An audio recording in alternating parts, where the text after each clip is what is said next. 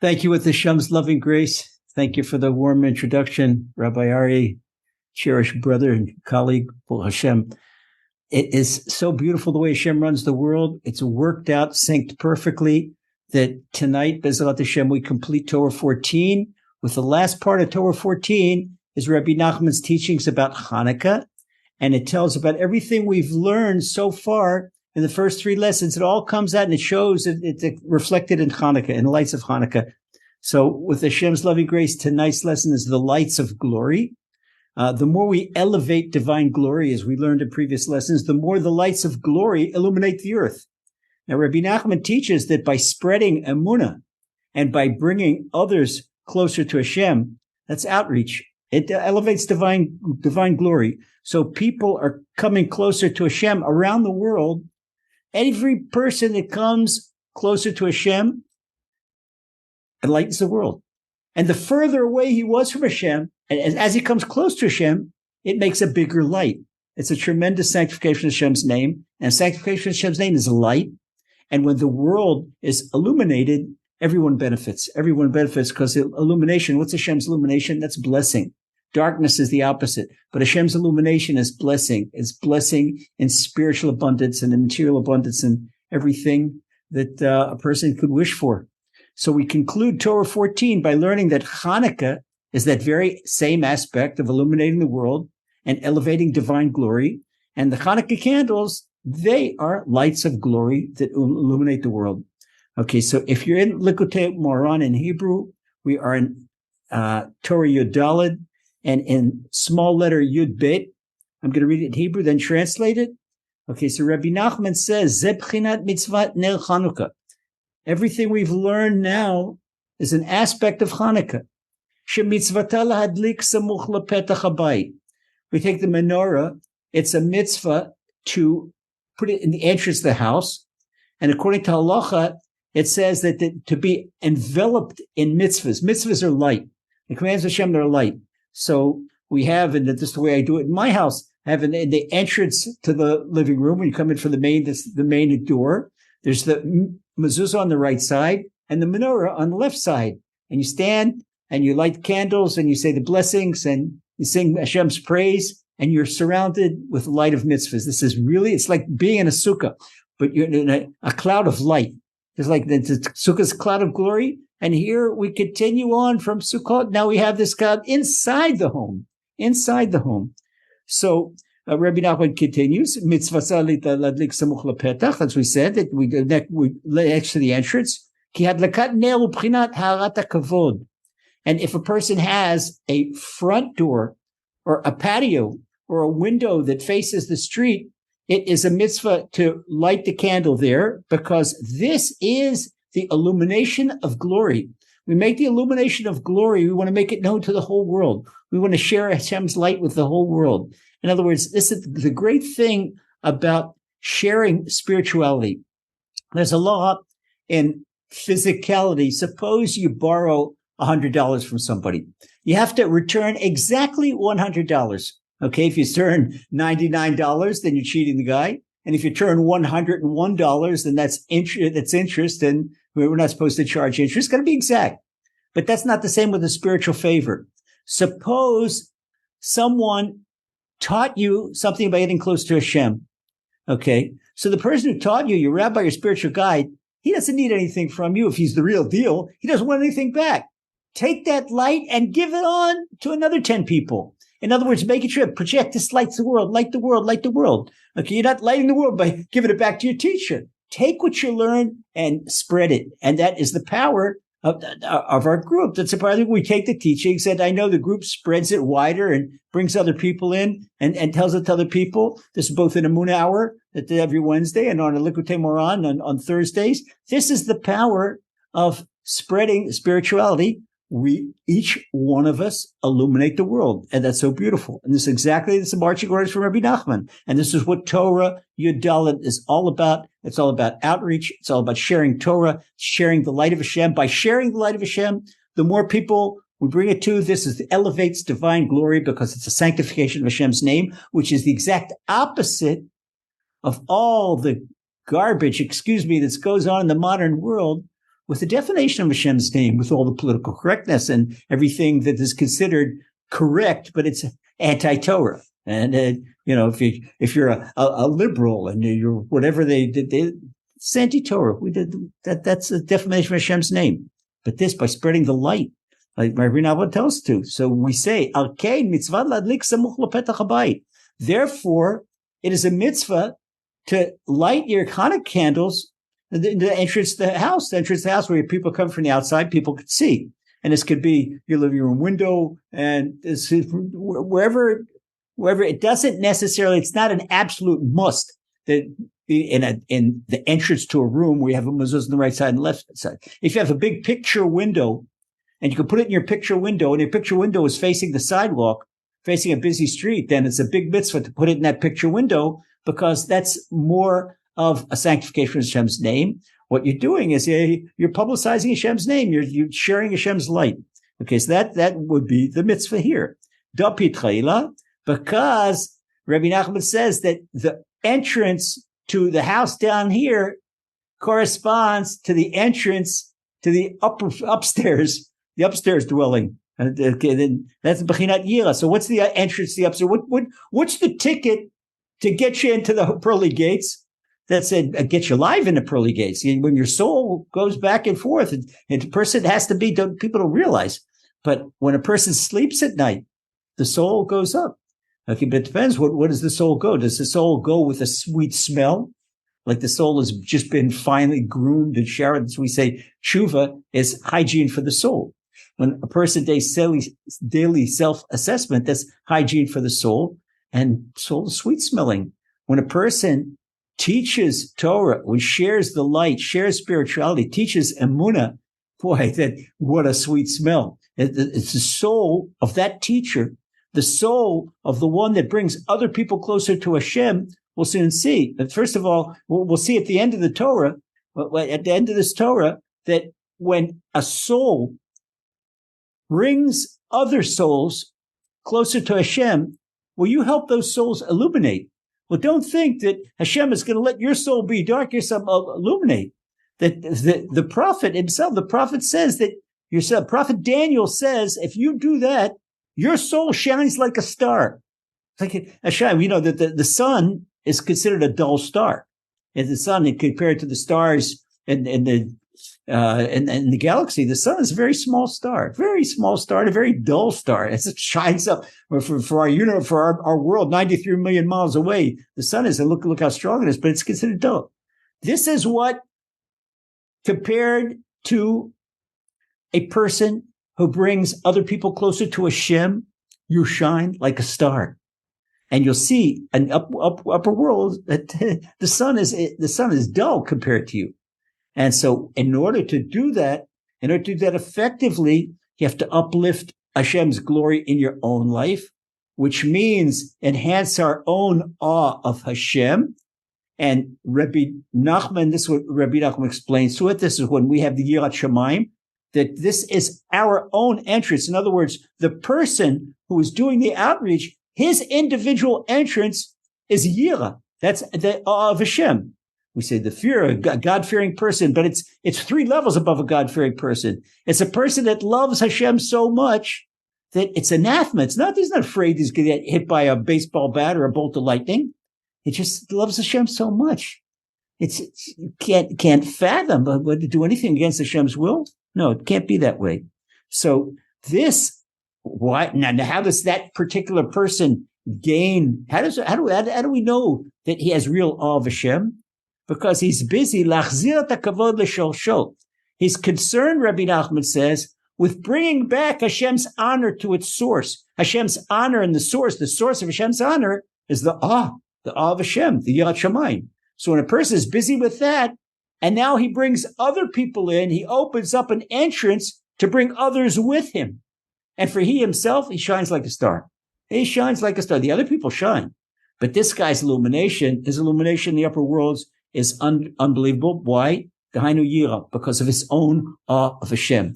Since it is so important for him to awe Hashem, to love Hashem, to respect Hashem, he wants, not that he's a evangelist. He's trying to spread the word and at gunpoint, you come to my church, and if you don't, you get a bullet in the head. That's not loving Hashem. That's not loving Hashem.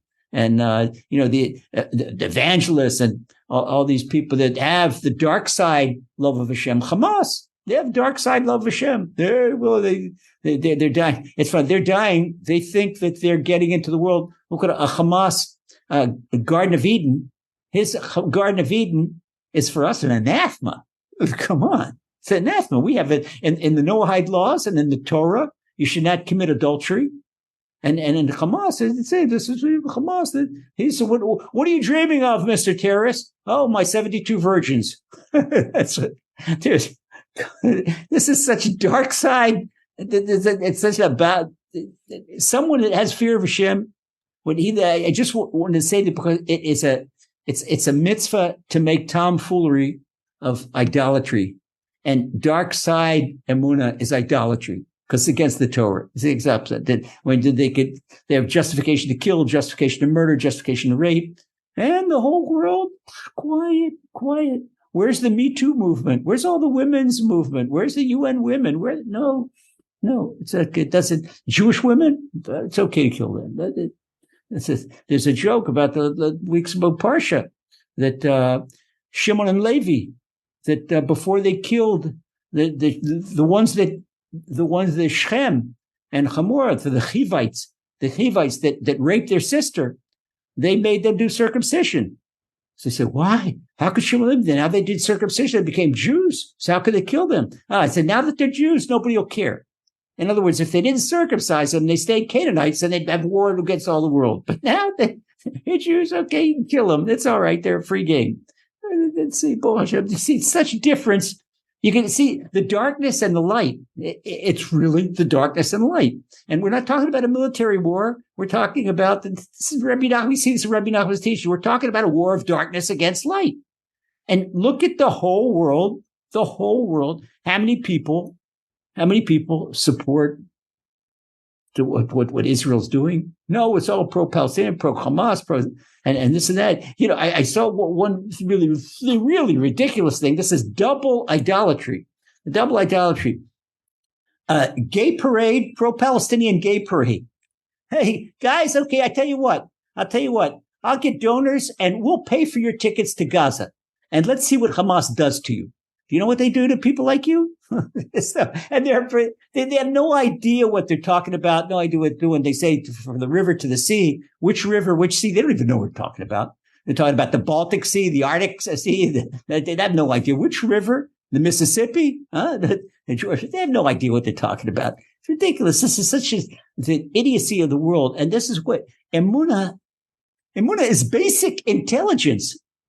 Abraham was a 3-year-old boy when he opened up his eyes and he looked at the sun. What's going on? The sun, maybe the sun rules the world. No, then a cloud came and the cloud blocked the sun. Oh, the clouds are stronger than the sun. But then the wind came and the wind blew away the clouds. And he finally came. He's the little 3-year-old boy and observing. And he realized that there's some greater power above that. And then he connected to the greater power. Anyone that wants to connect to Hashem. And why Abraham? Abraham, he says, all our great-grandfather. He's all of our great-grandfather. Anybody that wants to connect to Hashem, they could do that. Abraham did it at 3 years old. We can all do it. It's basic intelligence. Emunah is basic intelligence. And that's all. This is what Rebbe Nachman said. Rebbe Nachman says, I haven't made any nuance. It's all in the Torah. But Rebbe Nachman has taken, he's making things sharp, sharpening things and bringing it together. And Rebbe Nachman is the light of Emunah, of our generation. That's why Rebbe Nachman said, my fire will burn until Mashiach comes. What's the fire? That's the fire of Emunah. So Rebbe Nachman continues, and we're talking about uplifting Hashem's glory.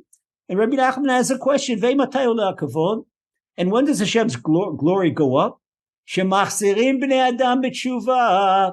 When we bring other people close to Hashem. Wow, this is such an expression of Hashem's glory. I think one of the biggest moments in my life, for one year like this, I was in South Africa, and I think the biggest audience I ever spoke to, there were 5,000 people, in South Africa, and I'm not talking about Jews, and I'm not talking about white South Africans. These are all, I guess, with Bantu or Zulu great-grandchildren, and they were all singing Hashem Echad, Hashem Echad. This was, what a moment. They all took of Hashem. And to say they took 7 minutes, what I never had, it's one of the most exciting moments in my life. And Rebbe Nachman says that's why. Because this is the elevation of Hashem's name. And that's one of the reasons I get this sweet memory of South Africa. I love Joburg. This is one of my sweetest memories in life is from Joburg. And you can see Rebbe Nachman explains here, that's why it is. Because when you bring people closer to Hashem, you're uplifting Hashem's glory. And so the farther away somebody comes, the more they're close. Okay, so you go and you speak to a shiv in New York, you speak to a shiv in London, speak to a shiv in L.A. You talk to Zulu and Bantu great-grandchildren in South Africa. Whoo! And South Africa, there's many places in Africa that there's still idol worship, still idolatry, all kinds of things. It's that the level of monotheism is lower in Southeast Asia and in South Africa than it is in Europe and America. Okay, it's simple. So here, the people, not that they're there anymore, but they were really saying it was so great. They thirsty for spirit. You'll find out that you go wherever you go in the world, people are thirsty for spirituality. We're warming up and we're singing. They know all the gospel songs. Okay, go down, Moses, and then 5,000 people way down in Egypt land. That was wonderful. Maybe you were there, Fumani. Okay, well, Hashem, that was so special. And Rebbe Nachman explains why. Okay, that's ikal kvoido. When you bring people close to Hashem, this is uplifting Hashem's glory. So even when you tell somebody, don't keep it to yourself. You have something, Emunah, don't, like we say in Yiddish, a nuddik. You don't want to be a nuddik. And not to somebody see that you're trying to proselytize. But you see somebody is depressed. Somebody is down. And why are you depressed, my brother? Why are you sad, my sister? Why are you under pressure? Ooh, did you ever hear 3 words of Emunah? There's nothing but Hashem. You know what that means? And then you transfer their thinking, uplift to Hashem, and start thinking about Hashem, and everything Hashem is doing for the best. You tell them about how champion athletes have a difficult life because they're being challenged. That's how they get stronger.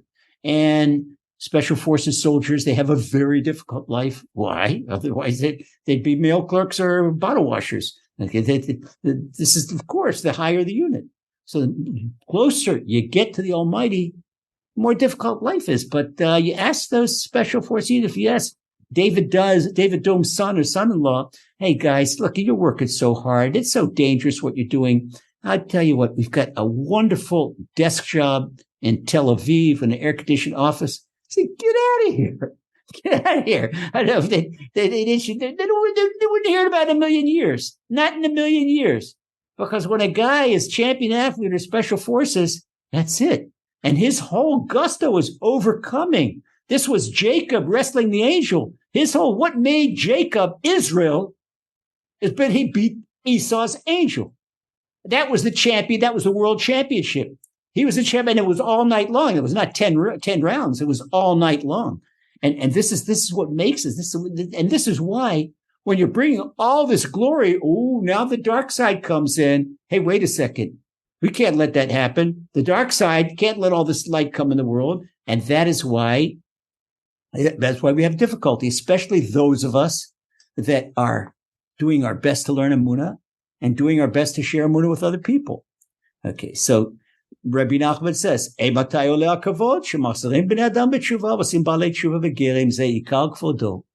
that when the principal time, the main time to elevate Hashem's glory, people say, well, not when you're in a highbrow, and not when you're doing stringencies, and not when you're telling people, I don't eat from that texture, and I eat from this, and I won't daven in that synagogue. No way. Rabbi Nachman says that's all garbage. That Hashem's glory comes from bringing people closer to Hashem. And you know how you bring people closer to Hashem? When you smile. They know that you're an Emunah person, and you smile, and they say, hey, wait a second. This person is so beautiful. This person is so together. This person is always got a nice word for somebody. This results helping other people. Hey, what's the secret? What's the secret? What's your secret? Is it secret? What's your secret? And this person overcame financial dizziness, was bankrupt, and he bounced back on his feet. He had stage 4 and he bounced back on his feet. Well, it wasn't the doctors and it wasn't the bankers. It was Emunah. It was Emunah. Hashem got me back on my feet. Hashem put me back on my feet. People say, oh, yeah. Yeah. But anybody would, who are you? You some big Moses? You're Baba Sali? No, not Moses, not Baba Sali. I'm Bob, the shoe salesman, or Joe, the cab driver. These guys with Emunah. Guys with Emunah. This is just by being a great person and being an Emunah person, you don't have to say a word. People are going to gravitate to you because there's so much depression and so much nastiness in the world. When you've got a truly sincere and nice person, you're going to bring people closer to Hashem. And this is what Rebbe Nachman says. Now, this is how all the aspect shines in Chanukah. V'zeu shezman hadlakat ner Chanukah shu harat hakavod. That the whole purpose of Chanukah is to illuminate Hashem's glory. Just like being close to Hashem. It's the same exact thing. Hu mishat yetziat hakohavim. So why do we light the candles from the time when the stars come out, say Rebbe Nachman, ad shetechaleh regel me'ashuk, until nobody's left in the marketplace? Yetziat hakohavim ze b'chinat matzdikei harabim kekochavim. Rabbi Nachman is alluding to what the prophet Daniel says in chapter 12, verse 3, that those who bring people closer to Hashem, they shine like stars. That they are bringing people closer to Hashem. And that way, they are causing a greater illumination of Hashem's light in the world, and they're bringing people to their root. What their root is Yirah, their awe of Hashem. So by teaching a person Hashem, hey, do you know, my brother? You know who Hashem is? Hey, my sister, you know who Hashem is? Stop and think. Is your heart plugged into the wall? No. You have a battery? No. Your heart is a Lexus. Maybe you plug it in when nobody sees 1 hour. No. Just it goes and goes and goes and goes and goes and goes to 120 years. That's Hashem. Oh, yeah? No, it's an automatic pilot. No, it's not an automatic pilot. Take a stethoscope and put it to your chest. Take a stethoscope and listen to the way the heart beats. It goes Yud-K, Vav-K, Yud-K, Vav-K, Yud-K, Vav-K. Every beat of the heart, it says Hashem's name. And it's Hashem, the way. If a person knows how to listen to a heartbeat, it says Hashem's name every beat of the heart. That's it. That's Hashem personally. What's Hashem telling us? Hashem's, hey, my daughter, my son, that is me personally massaging your heart. Like the massage, it's not the guy from the Red Cross or Magen David Adom, and that's not the paramedic. It's me personally. Hashem. Wow, and stop and think about it. Oh, that's Hashem. And we talk about macro. You know that Hashem personally draws the chromosome map of a baby?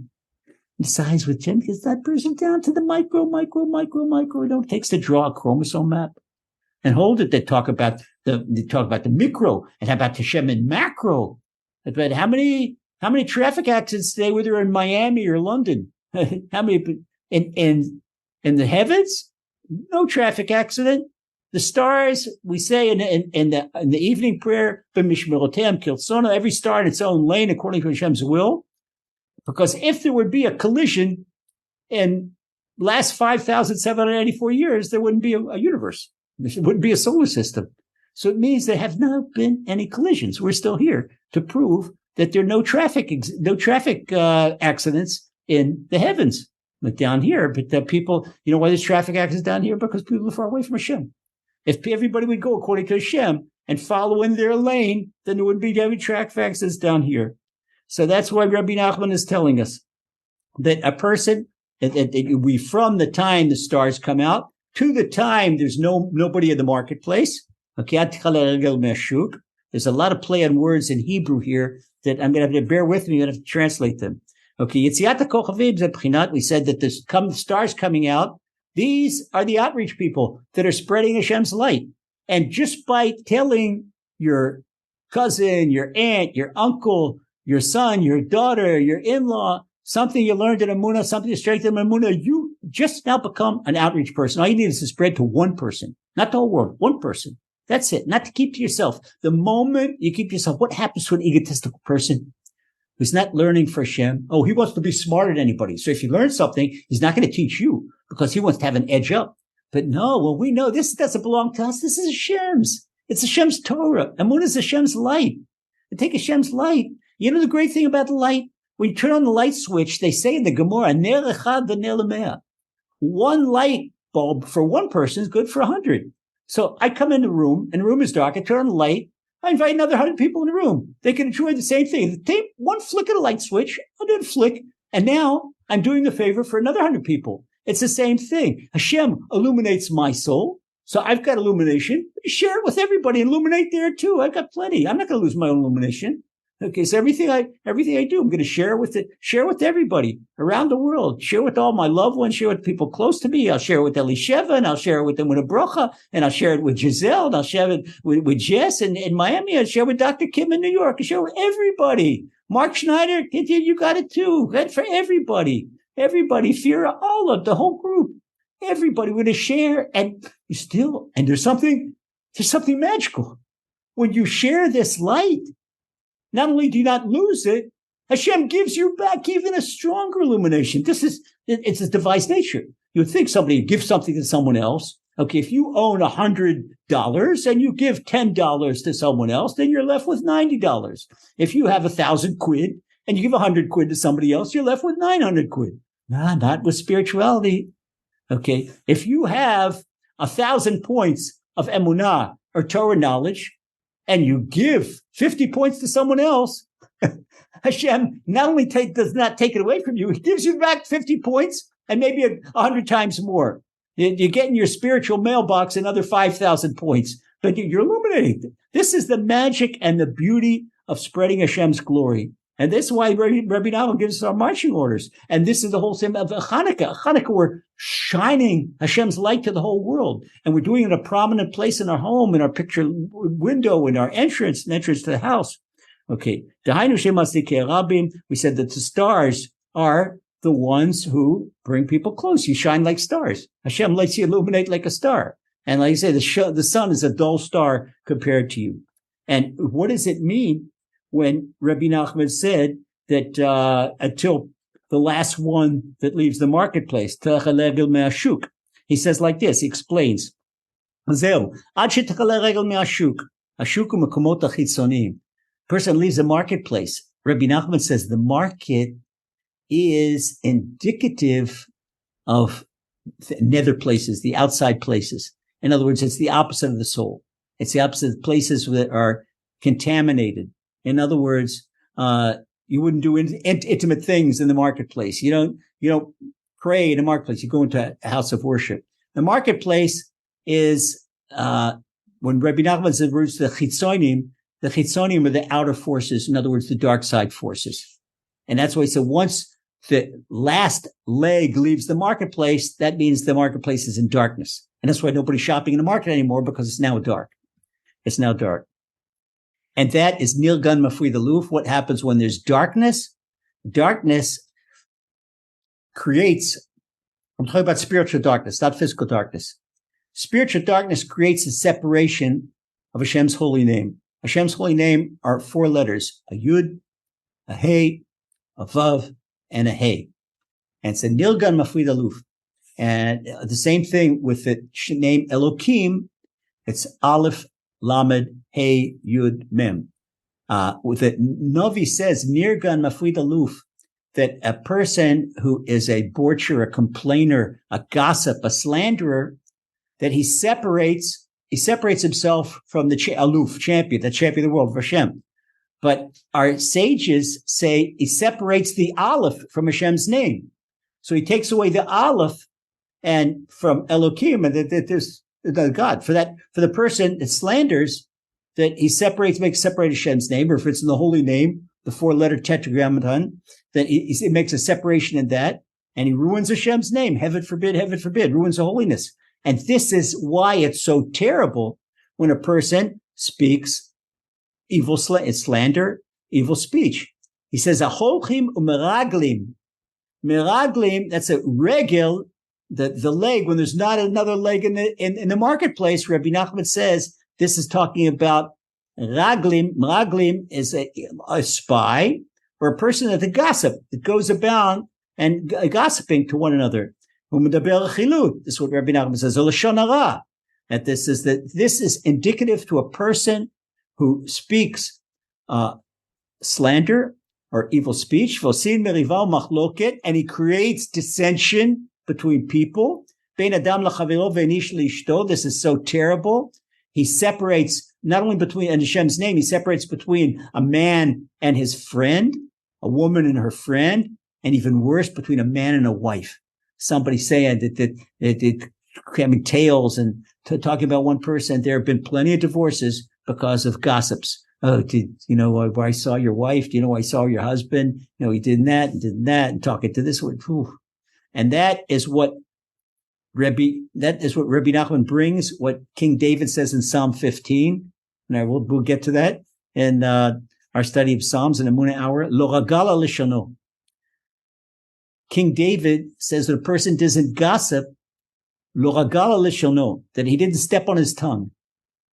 He stepped on his own tongue. So stepping, when it steps on someone, that is a metaphor for gossip. King David used this metaphor. And the Chafetz Chaim used this metaphor. The Gemara used this metaphor. And this is what Rebbe Nachman is saying. This is the indication when our sages say that there should be no more foot in the marketplace. That means that there should be no more tongue in the outside of the dark places. The tongue should be in the illuminated side. The song of, in other words, a person who says slander about another person, a person who lies, a person who gossips and carries tales. This is the opposite of Hashem's glory, because a person is tearing apart Hashem's glory. He's making the worst thing in the world is dissension. The worst thing in the world is argument. Hashem loves unity. And this whole thing, these type of people made the destruction of the second temple. That's what the Gemara tells us, because of sinas chinam. And when person who continues on in this way of talking about other people, that the person is making the diaspora longer, as he's delaying the exile, delaying Mashiach with his own, with those two hands, with his own tongue. And this is what, this is the exact opposite of light. So Rabbi Nachman now says, Zeu shetzchim la'ir uladlik ner Chanukah semuch lepetach. And once again, this is the reason that we have to light the Chanukah candles near an opening. Okay. It's the opening. What's that opening? That opening again is the opening to the light, to the upper world, to the spiritual world. What's that opening to the spiritual world? That's our awe of Hashem, a yira. And this helps us get closer to Hashem. This is our entrance out of the dark and into the light. Dehainu la'ira kavod. What am I talking about? Says Rabbi Nachman, to shine Hashem's glory, ulachziro l'shorish, and to bring it back to its root, which is yira, which is the awe of Hashem. Ad sheyizkeh shalom, and we uplift Hashem's glory. You know what happens when we get Hashem's glory? Then we merit peace. Ad shetikal regel meshuk, and this is what destroys the darkness. This is the light that destroys the darkness. Shitbatel ba'alei lashon hara v'chilut, and this light, the light of our Emunah, the light of our Yirat Shamayim, our awe of Hashem, and the light of our outreach, this nullifies evil. This nullifies it. All of a sudden, a person that's speaking slander gets a toothache or a sore throat and can't speak anymore. This is what the light in the world does. The light in the world nullifies these people. Asher ragala shalom, because they step on their tongue, and the light in the world, they'll make a trip. They'll fall down. They won't be able to step on their tongue anymore. We continue on. Vayidei shalom zochim letfilah. Okay, so why? By elevating Hashem's name and getting illumination. Illumination is peace. And so now we brought peace into our lives. So now there's an extra Chanukah present for peace in the life. Rabbi Nachman says, Vayidei shalom zochim letfilah. Now that you're peaceful, you could pray. Now there's not a war inside of you. You can't pray when there's a war inside of you, but now you're at peace. You're at peace with Hashem. You're at peace with yourself.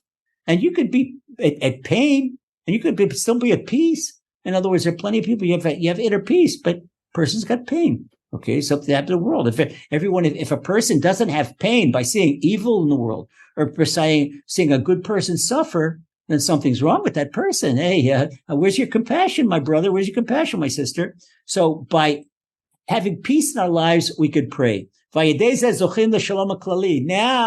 last week we spoke about having our own private peace, finding the inner peace within us, where there's no daylight between our mouths and our hearts. But now that we know how to pray, we take it up above level, and we influence so much light in the world that we enhance and invoke the general peace in the world. Wow. Can you imagine? After 120 years on this earth, your tour of duty, and you go upstairs, there's all these honor guards of tens of thousands of angels, and the honor guards from angels of the administering angels of different countries. He puts this. I'm from Louisiana. I'm from South London. What's all this? I see that no, you brought peace to the whole world. You, because of the peace in you and your prayers, you brought peace to the whole world. This is so awesome what a person is able to do. And Rebbe Nachman says, so what's happened? What's the matter? He says that once a person makes peace, that negotiations are going to be null and void in the world. It's not going to be, but it's going to be everything. Hashem is going to give everybody what they need when they need. Why? Because Rabbi Nachman explains, רצון המוכר והקונה שווה, אי אפשר, כי רצון למכור, וזה רוצה לקנות. אם היה רצונם שווה, לא היה אפשר שיהיה נעשה שום משא ומתן. Rabbi Nachman brings something else inside. We could then say, well, why does he bring this up all of a sudden? Rabbi Nachman says that all the thing of negotiation, it's the opposite of peace. Because people are fighting each other in business. I'm going to beat you out in an argument. I'm going to beat you out in a deal. And usually it's not where two people are happy in a deal. One guy got the upper hand, somebody got the lower hand, but needed it anyway, he had forced to buy. That wasn't his market. Rabbi Nachman says, no. When there's real peace, negotiations out the window. Okay, there's not going to be any buying and selling. Nimtza, shekol masa umatan, v'schorot, uraka yedei b'chinot machloket. Rabbi Nachman says what fuels the commercial world is dissension. Dissension fuels the commercial world. That's it. This is it. Because there's no peace between the buyer and the seller. They're all got their own vested interests. It's right here. Okay. He said, we saw this from the beginning of time, that there was an argument between Abraham's shepherds and Lot's shepherds. They couldn't get along. This one had good for what's good for his flocks and one good for his flocks. Now, if there was peace, it's okay, my brother. Let's see. Look how big the world is. Okay, why don't you take the pasture to the east? I'll take the pasture to the west. No, but they were fighting for that. This one wanted all the pastures and this one wanted all the pastures. Okay, so right with the talk from the beginning of time. And this is what the prophet Hosea says, Kanani biodo. Haidei rivu machloket, prinat vayhi riv. Then this is a Kanani az ba'aretz. So a Canaanite is all an Aramaic word, Kanani, for a merchant. Or a merchant. And we talk about then this when the Torah alludes that Kanani az ba'aretz, when the Canaanites are in the land, it means that there's no peace. No peace. Because they're traders, and as long as there's trading, they're horse traders in the world, then there's no peace in the world. Avalatid levo, but now Rabbi Nachman gives us the good, optimistic. He says, but in the future, שיהיה שלום המופלא בעולם, כמו שכתוב, וגר זאב עם כבש, ונמר עם גדי, אז יתבטל המשא ומתן כמו שכתוב, ולא יהיה כנעני עוד. This is when we say that the prophet tells us when the wolf will lie down with the lamb, then that is the time that there's not going to be any more negotiation. And look what the prophet Zechariah says in chapter 14, Lo yeh Knani od. He says it's not going to be any more Canaanites. Rabbi Nachman takes this double. Not only not going to be any more Canaanites, but there's not going to be any more merchants. All right, so it's both. Rabbi Nachman gives both interpretations. And this is Rabbi Nachman is kind of laughing at us. That's why Rabbi Nachman's Torah is so timeless. You can see it's Hashem's light. It's so timeless. And it's like reading the daily newspaper. So Rebbe Nachman says, now we understand why we have to light the Hanukkah candles in the beginning of the evening before it's pitch black dark. Okay, if you didn't light, you can light at 12 o'clock at night, but the bigger mitzvah is to light it in the beginning of the evening, say before the marketplace glows down. I know because this is indicative of peace when when people are in the marketplace. That's in day, that's in light. When people have left the marketplace, there's no way to tell the regel, and that the regel, which is again a play on words between a foot in the market and the tongue, the slanderous tongue. So that when there's no more slanderous tongue, then there's going to be peace in the world. And when there's peace in the world, there's going to be no more negotiation. Everybody's going to get along with each other. Okay, what do you need? You get what you need. You get what I need. Okay, how many meals can I have a day? There's plenty of food. Take it. And people will do one be happy family. And then there's, all the negotiations will be null and void, and then we're going to have peace in the world.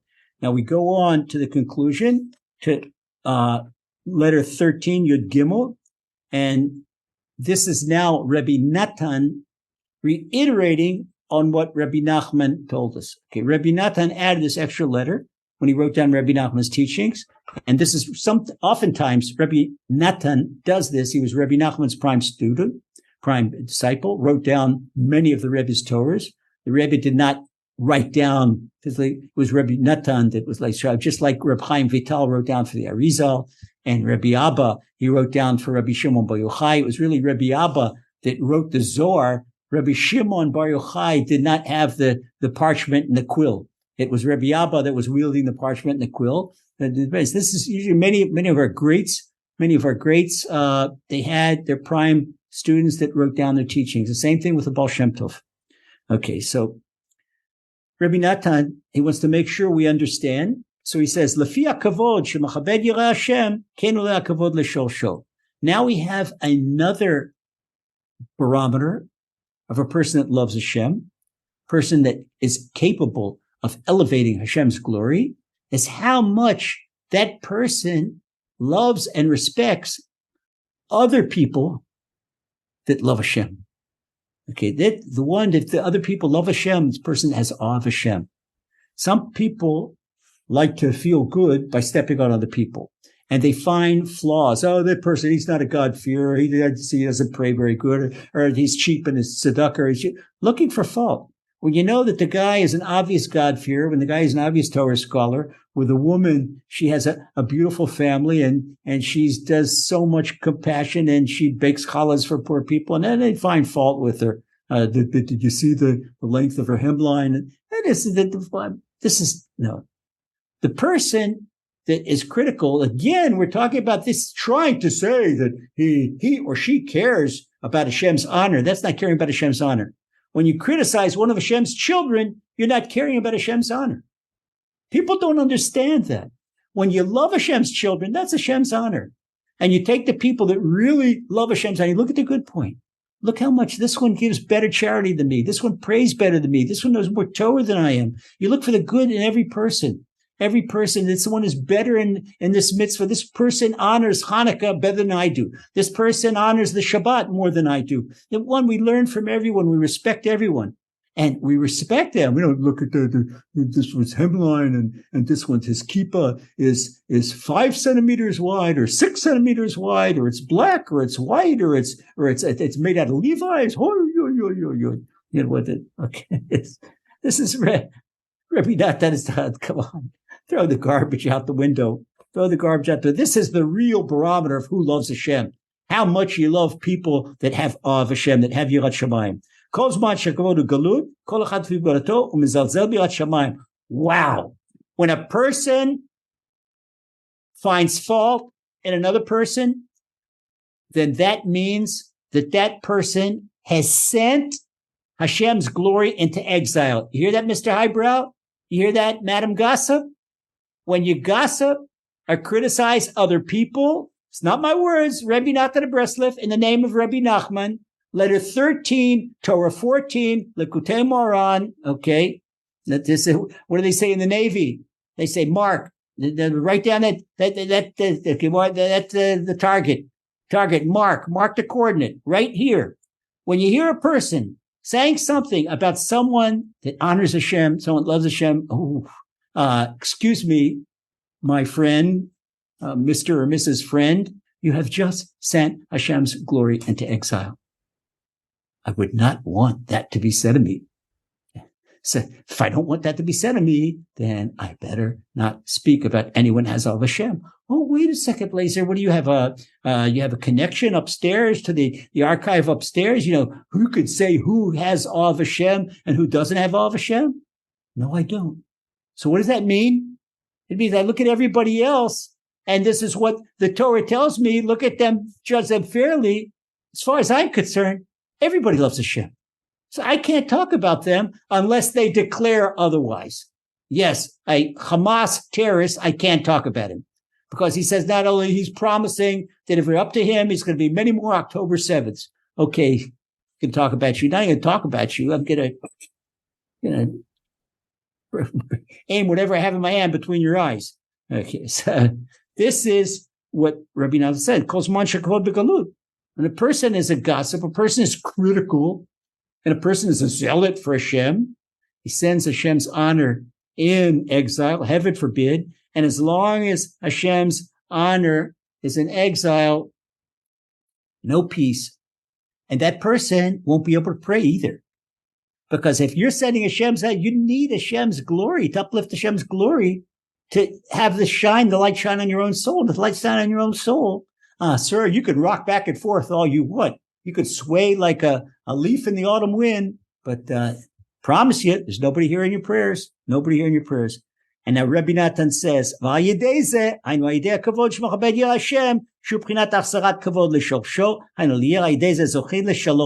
but by respecting people who love Hashem, who fear Hashem, this uplifts Hashem's glory to its root, and that root is the awe of Hashem. That's Yirah. And this is what said, listen to the Gemara in Tractate Shabbat. Rabbi Nachman just explained to us the Gemara in Tractate Shabbat before we even learn it. But on page 119 in Tractate Shabbat, it says, if someone disparages a scholar, a Torah scholar, then there is no cure to his ailment, and no healing for his ailment. Some people, they think if they get sick and the doctors don't understand, and the medicine's not taking, the treatment's not taking, maybe stop and do a little self-assessment if you haven't spoken about other people that fear Hashem. A person who makes light, makes tomfoolery of those who love Hashem, they blemish Hashem's honor. That is not the way to be influential and win friends and win blessings. That's not the way to do it. He doesn't bring the Yirah back to its root, and therefore has no peace in his life. I guarantee you, take a paper, sign my name to it.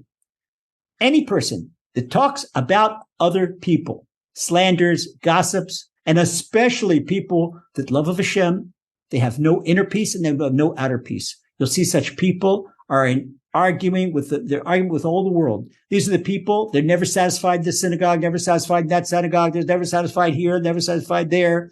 If they're employers, they hire people and fire people. If there's employees, they go maybe 3 places of employment a year. See, no peace. And forget about them having marital peace. Forget about it. If it was marital peace, first of all, you can't begin to hope of marital peace without peace within yourself. If you're not at peace with yourself, how are you at peace with another human being? That especially men and women are so different, and people come together, and you could love another person if you don't love yourself. It's not being egotism, loving yourself. Being at peace with yourself, that's not egotism. That's basic existence. Okay. So we continue on, and Look what Rabbi Nathan says. Just as we said, disease comes from dissension. Disease comes from dissension. Well, what happens with disease is that the body's not at peace with itself. What's autoimmune disease? When the body attacks itself. You can see, the body attacks itself. Now, sometimes don't think that because a person has an autoimmune disease that he's not at peace with Hashem. No, but your body gets all these germs from surrounding. Not your fault. There are wonderful, God-fearing people that have autoimmune disease, but it's amazing that the autoimmune disease that we walk around with, Hashem still lets us exist. But we get this, people from the genes, and we get this from the outside world, right here. All of disease, it is from dissension, argument. When there is no peace in a person's bones. And a person's elements, they're fighting one another. Their elements, and there's no peace. And that's why fever. Why fever gets hot? Because there's a war inside that person. That's what creates a fever. But that's when a person has even keel. Why we say an even keel? When inside the parts of the body, they're at peace with one another. And what happens with high blood pressure? What happens with diabetes? You've got a war between the liver and the pancreas. And the blood system, they're all at war with one another. I want to go and explain the whole thing now, but they're at a war. Okay, the liver says, "Hey, pancreas, what are you throwing all this fat to me? You do your job. I want some more insulin." So the insulin, I'm choking from insulin. Give me all this insulin. I can't do any more than that. And so they say, "Well, take that." He says, "Well, it's your problem, liver." So the liver says, "Not my problem." Takes all the excess fat, throws it in the bloodstream. The blood says, "What are you doing to me? Now you're clogging the heart." This is the whole thing. I can make a play just how high blood pressure and diabetes and clogged arteries. It's all a war going on in the body. It's all a war going on in the body. You can see this is just what Rebbe Nathan says. Rebbe Nathan, he could have been professor emeritus of medicine at Yale. Okay, right there. And so therefore, a person makes it worse when a person says bad things about other people, especially a Torah scholar, because a person is ruining the peace within his or her own body. And that's why the Gemara makes a statement of fact in the Gemara Tractate Shabbat that, hey, listen, the way your mouth works, sir or ma'am, you're not going to have any cure for the ailment. Ailment you're going to have. Ailment you're going to have. Don't think that we have, this world is like a restaurant. Everything we think, everything we do, everything we say, it's like ordering something. We're going to pay the price of it. Pay the price of it. Person, it says something good, then he gets credits. And a person eats stuff off the menu, he's got to pay for it. And it's got to pay for everything. So when a person disgraces a Torah scholar, he blemishes the peace in the world, and his ailment is incurable. Heaven forbid. Because the essence of healing, it comes from peace. And this is what Isaiah tells us. Isaiah tells us in chapter 57, he says, peace, peace for both and far. And that's what Hashem says, and I will heal him. A person with peace is what Hashem, shalom, shalom, l'achok, l'kov, amar Hashem, ulfativ. Hashem says, I will heal that person. I will heal the person that brings peace in the world. Okay, so you bring peace to yourself, you're doing yourself the biggest favor in the world, and you're going to get healed. Okay, we're going to blaze on and can finish Torah 14. Now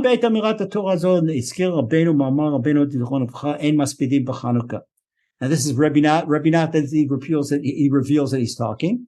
And when Rebbe Nachman said this Torah, he said it during Chanukah, and he mentioned that we don't eulogize during Chanukah. Why do we not say eulogize? So first of all, it's halacha. The Gemara Tractate Shabbat, and in the laws of mourning, which we call in the laws of happiness, but we like to use happy words. Okay, but when they say the laws of smachot, that really means mourning. Okay, we don't like to say difficult things out of our mouth because the mouth is very powerful. Okay, so it said the hesped. What is a person crying about when a person does a eulogy? About the departure of Hashem's glory, because you're eulogizing a person that was a God-fearing person, and who are the type of people that eulogize? That they had so much light of spirituality, they shined on other people. And now that light has left the world, so they're eulogizing. Okay, but now we don't eulogize that light is leaving the world during Chanukah, because we're bringing light into the world. And that's why on a esoteric level, that we don't eulogize. This is on a esoteric level, this explains something that's in the code of Jewish law, that we don't eulogize during Chanukah. Okay? Because we have the light of Chanukah, Ner Chanukah, what Rebbe Nachman says, Me'ir et HaKavod, that the light of Chanukah, this illuminates Hashem's glory. So now, in conclusion, Rebbe Nachman says, he concludes Torah 14. He says, that another way that we make ourselves conducive for elevating that Hashem's glory is by being humble. Because an arrogant person can't he says worried about his own glory, not Hashem's glory. The more a person is humble, the more a person can elevate Hashem's glory. Guess what? When you're humble, you're the one that merits the glory. You merit glory. You merit the respect. You merit prestige. People think they run after prestige. They run after glory. It's the exact opposite. And that's the Gemara says, the person that chases glory runs away from him. But the person that shies away from glory chases after him. And this is it. So the way really, the fast lane to uplifting Hashem's glory and uplifting our own glory is by enhancing Hashem's glory and bringing other people close to Hashem. Bringing people into the program. And Rabbi Nachman says a person cannot merit the glory of holiness, which is the good glory. It's not like the glory of a person who won the Oscar and Beverly Hills. That's not glory. That's not glory. Or a person won the Mundial. That's not glory. They're talking about Hashem's glory of holiness, uplifting the Hashem's light, spreading Hashem's light in the world. And this is 5 things. Rabbi Nachman, he concludes Torah 14. He says, the 5 things we've learned here. Lachzir kavod leyira, to bring back the glory to its source, which is awe of Hashem. And getting to awe of Hashem, that opens up an opening for us. It brings Hashem's glory. V'yira ala lev, and bringing this awe into our hearts. V'shalom ha'klali, and the general peace. V'shalom ha'prati, and the private peace. Ulachzir bnei adam b'tshuva, and to bring people closer to Hashem. Shezeh b'chinat im totzi yakal mizolel. And this is what the Gemara tells us, that if a person brings other people, in other words, what person looks like is cheap because it doesn't have the light of glory. But you wipe away the veneer of this world and teach a person about Hashem, and all of a sudden he illuminates. This Gemara says what you've just done, you've taken a piece of coal and you've shined it into a diamond. And this Yati Yatzal call that you've made a diamond out of a piece of coal. And you've done that to enhance Hashem's light. Hashem will do everything to enhance your light. He'll give you peace and success and happy Chanukah. And Be'ezrat Hashem, He'll bring us Mashiach Tzidkenu and our beautiful speed in our days. Amen. Just really quick, what's happening in Israel now? Really, really, really fierce fighting in the south, but the fighting is on the ground. The last missile we had here in Israel was last night during Emuna hour. Okay. And then since then, there hasn't been anything. Today was only the most, but what's heating up real much is the northern border up on the Lebanon side. So we'll see what's going to go on. This is, I think I think this war is going to end with Mashiach.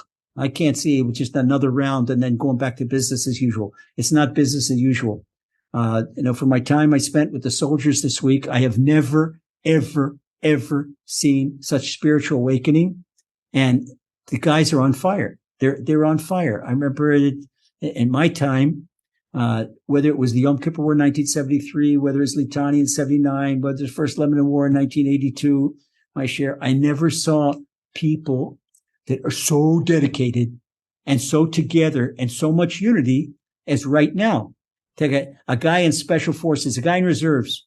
Guy's a building engineer in Tel Aviv, but he's in special forces, and the special forces are built in good shape. And somebody says to him, they say, "Hey, Moshe, wouldn't you rather be back home?" And he says, He says, "When you want to go home?" He says, "I'm not going home now." He says, "When the job is done, I'll go home." He's not interested. People would, until the job is done. And you take good, gentle Jewish boys after what they did to us, you messed up with the wrong side, wrong people. And you can see it had speak by, I went to speak about tactical fitness and common battle. I went to encourage people. I came back 3 times more encouraged than I encouraged the soldiers. You could see and pray for the wounded, and spent a lot of time with wounded soldiers this week also. And it's a heartbreaker, but these guys, these guys looked the angel of death in the face. And these guys said, here, Hashem, I'm putting my whole life on the line. And I told a bunch of Torah boys last night, I said, who could say that they put their life on the line for Hashem? Huh? You're worried about the coffee room? Or do you stay and learn maybe an extra hour? Or do you go out to talk to the guys? We're talking about dedication. That a guy learning Torah, if you want to do your job, you got to be learning with the same dedication that guy is learning in the guy in Special Forces in Khan Yunis. That's it. That's the only way to protect him. He can't be on the thing. And we're looking for a casual, easy life. No casual, easy life. No casual, easy life. And that's why the people that I know, they just the ones that are not in combat, they're knocking themselves out what they can do.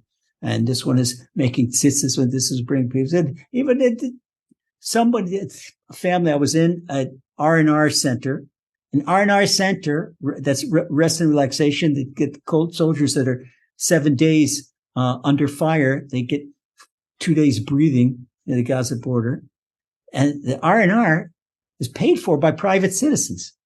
It's crazy.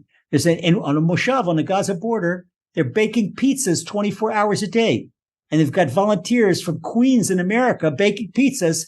And the soldiers come. Any soldier comes by, come, and you get pizza, free pizza. That is on the milk side. There's a meat side where there's a grill, wings and things. There are chicken wings on the grill and pitot and salads from 5 in the afternoon till 12 at night. Any soldier that smells the smoke and comes by, go ahead and eat.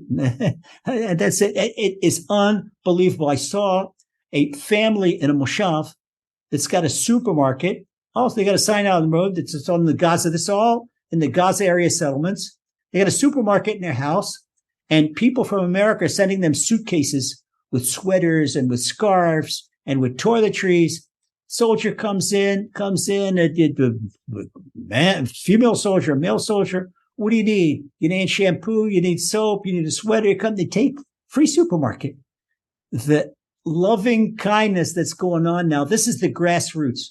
Forget about the politicians, the media. I don't see any change in the politicians and the media. But the loving kindness, the grassroots, which convinces me, I'm pretty hard on this. That I think that's the riffraff, the Erev Rav. That's their media and politics. But what I see, the people of Israel, Mikam Yisrael, like we say on Mincha, that's a good kavanah to have a Mincha on Shabbat. And no one like David. Go ahead, unmute yourself. Yes. Yeah, because they know that there's so big population, a big percentage of the combat forces are religious. They're religious. You talk about that's something else. It's something really neat. What they did, they built this big, tremendous menorah in Gaza, and they took the empty house of the Chabad guys. They put a big flag, Chabad house in Gaza, Beit Chabad Gaza. Yeah, you can see, wonderful. We love it. That's true. A lovely Chanukah to everybody. Lots of love, lots of Chanukah. We look forward to seeing you next week. Next week will be the last night for me after I light the 8th night of Chanukah, before you light your lights, right? And we're going to take a look. I'll let you know, Rabbi Aryeh, about what the next Torah is going to be. Haven't decided yet. We'll see, and Hashem will lead us on the right path. Hashem will give us what we need to know when we need to know it. Okay. God bless you. And thanks so much to Torch for hosting this wonderful platform.